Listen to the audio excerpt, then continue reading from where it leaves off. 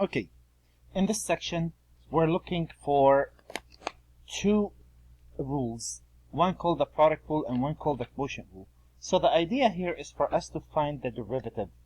Now, I'm going to take the applications out of this section and the next section because the application comes up after all the applications. We are after figuring out just how to do this, nothing more. So this is going to be more mathematical, and when we get to later on sections, we're going to start applying those. A derivative is extremely important, the rate of change, and it comes in many forms.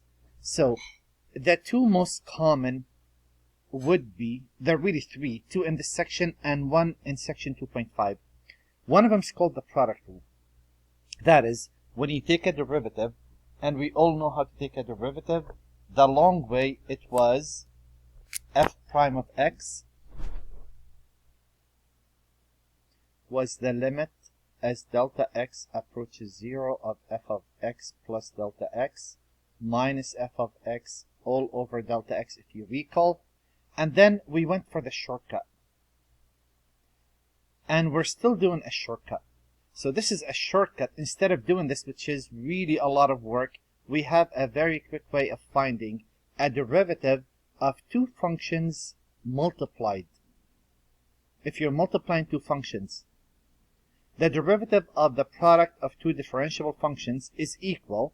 So the way it works, you copy the first as it is, you take a derivative of the second, plus you copy the second and you take a derivative of the first. So if I want to take a derivative of f times g, this rule turns out to be simple. It's derivative of the first times the second plus the first times derivative of the second. And since this is a plus, you can put those in any order. So we would like to start with some examples again.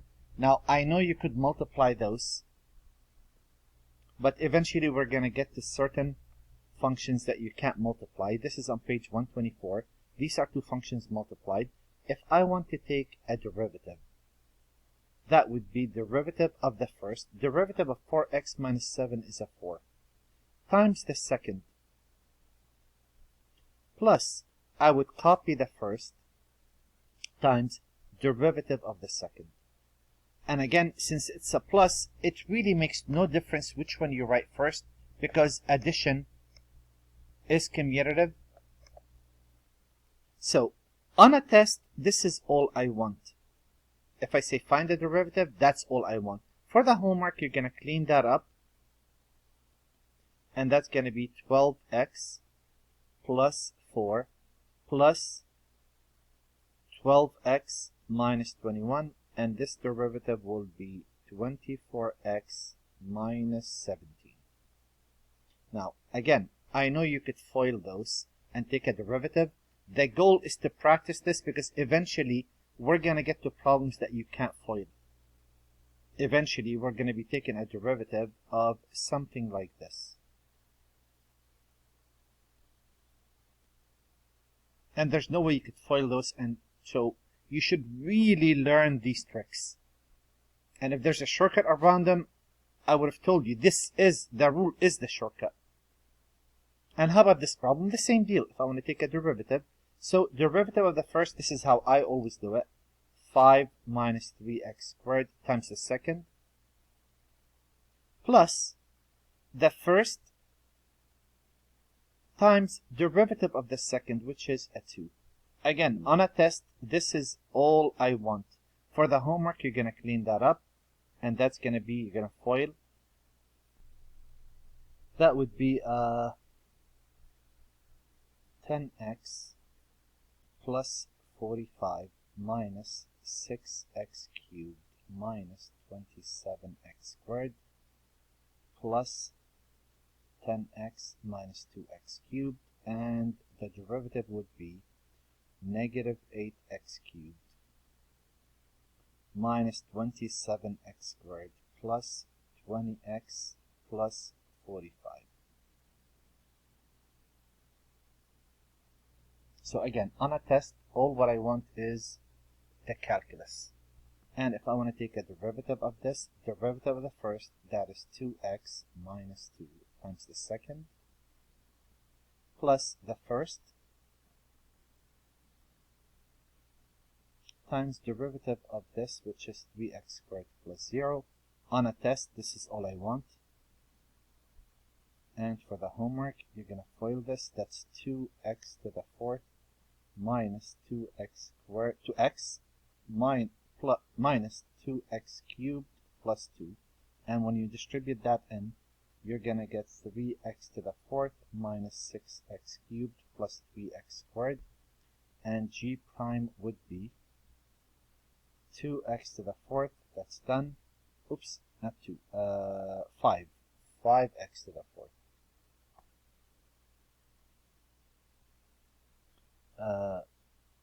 This and this will be minus 8x cubed plus 3x squared minus 2x plus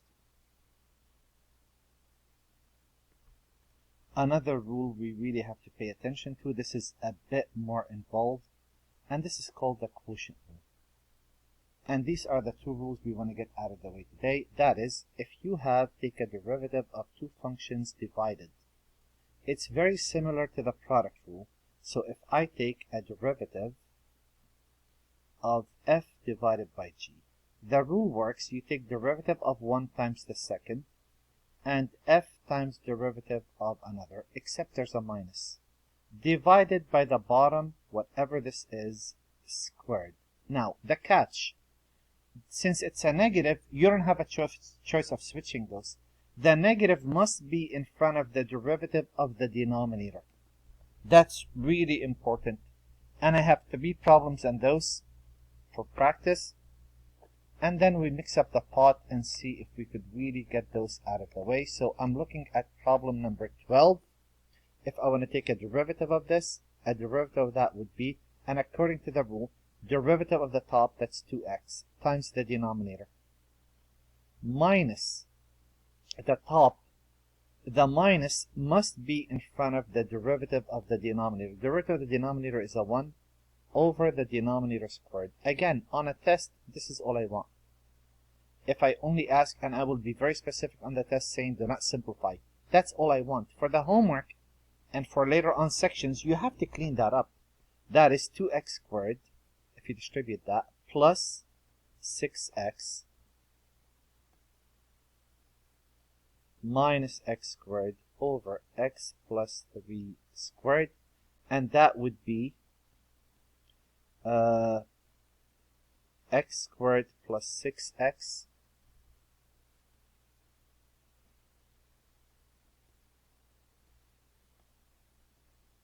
and that would be x squared plus 6x divided by x plus 3 squared. So the first box that I put is always what I want on a test if I'm asking you just for a derivative. Same deal here. If I want to take a derivative of g, it has to be derivative of the first, that's a 4, times the denominator, minus the top, and derivative of the denominator is a 2x. Again, the negative must be in front of the derivative of the denominator. And don't forget, over the denominator squared. And that's all we want. Now here I would have factored an x out, but nothing will cancel, so there's no point in doing that. Again, on a test, find the derivative. There's the derivative. We're going to do a lot of things with those. For now, let's just get that calculus out of the way. That is 4x squared minus 4. Negative 2x times 4 is negative 8x squared, and negative 2x times negative 5 is a positive 10x. And g prime would be negative 4x squared plus 10x minus 4 divided by x squared minus 1 squared. And if I look at the last problem, the same deal. The derivative would be, derivative of the top is 8x minus 1 times the denominator, minus the top times derivative of the denominator is a negative 4, all over the bottom squared. So the ordering is very important. And again, that's my answer. And if you clean that up, if I FOIL the top, that would be 32x squared negative, and that will be 24x minus 4x plus negative 8x 24x plus 4x is 28x, and then minus 3. And here, if you distribute, this negative will make that a positive. That is 16x squared minus 4x plus 8. So if you combine like terms, that would be negative 16x squared, 28 minus 24x plus 5. And that would be it. Now, the rest, I just want to make sure that you play with that a bit. Find the derivative. Well, this is the product rule. H prime would be derivative of the first times the second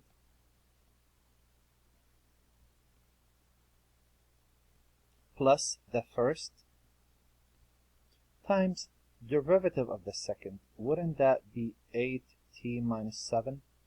On a test, this is all I want. For the homework, you're going to clean that up. You're going to distribute that in. That's 20t to the 6 minus 35t to the 5th minus 15t to the 4th. And here, you're going to FOIL. That's going to be 8t to the 6 minus 7t to the 5th minus 8t plus 7. And h prime would be 28t to the 6 minus 42t to the 5th minus 15t to the 4th minus 8t plus 7. That would be the answer in the back of the book. If on the homework there was a way of you figuring out whether you're doing this right or wrong, I would have said you could stop right there, out of mind. This problem requires the quotient rule. So here you're going to take a derivative and you're going to say derivative of the top. So derivative of the top would be 6x squared minus 8x times the denominator.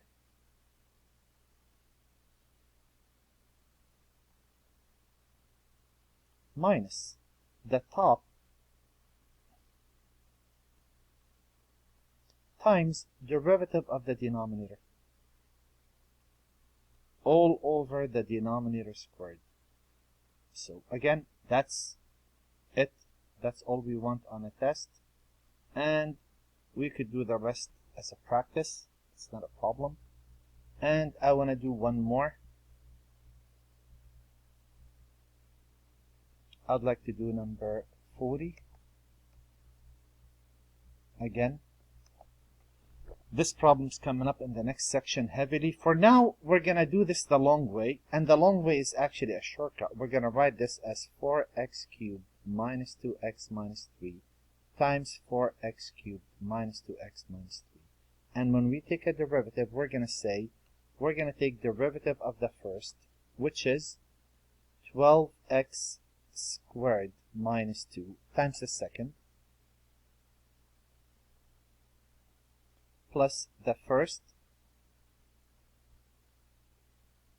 times derivative of the second.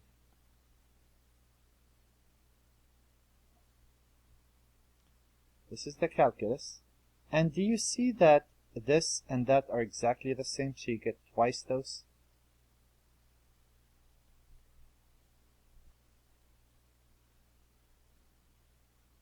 And there it is.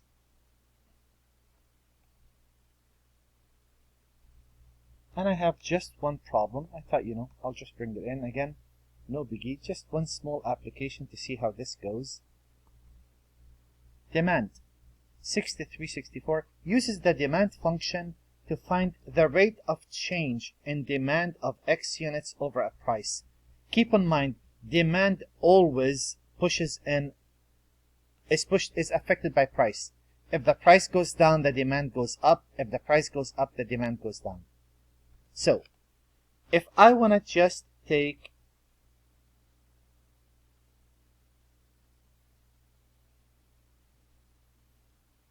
I want to find I couldn't figure out what they were asking there. Find the rate of change of x with respect to p. So what is dx dp? Derivative of a constant is a 0. Derivative of negative p is 1. And do you see what we have here? Minus, what is the derivative of 2p over p plus 1? If I want to take a derivative of that. Derivative of the top. Wouldn't the derivative of the top be 2 times the denominator? Quotient rule. Minus the top times derivative of the denominator all over the denominator squared. And here I do need to clean it up because it's an application and I need to plug things in.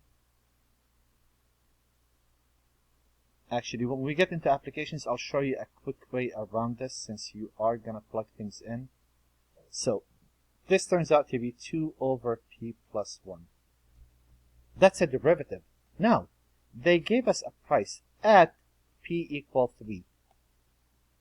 The change of the units with respect to the price in dollars is, and if I get my calculator out, and if I take -1 minus parentheses 2 divided by parentheses p, isn't p 3 plus 1?